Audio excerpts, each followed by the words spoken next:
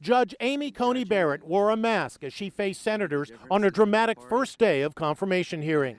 This is going to be a long, contentious week. Let's remember, the world is watching. Outside court, there were angry protests against her nomination. Many wore hazmat suits.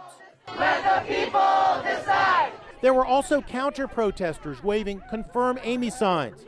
Yesterday, women wearing red habits, like those in TV's The Handmaid's Tale, marched outside the Supreme Court in opposition to the devout Catholic's nomination. What your political opponents want to paint you as is a TV or cartoon version of a religious radical, a so-called handmaid. The scene inside the Senate hearing room was like no other confirmation in history. Everyone was socially distanced, and Democrats displayed posters of people they say will lose their health care coverage if the Supreme Court strikes down the Affordable Care Act.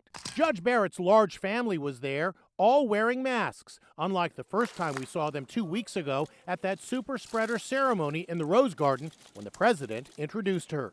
The 48-year-old mother of 7 removed her mask for just a few seconds to take a sip of water. One riveting moment came when vice presidential candidate Kamala Harris made a remote appearance. She was in her office in the same building, but refused to appear in person for fear of contracting COVID-19.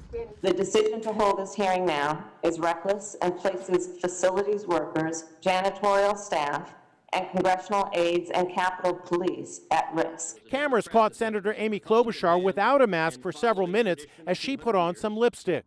When all the senators were finished, it was the judge's turn to speak. I would be the only sitting justice who didn't attend school at Harvard or Yale, but I am confident that Notre Dame could hold its own, and maybe I could even teach them a thing or two about football.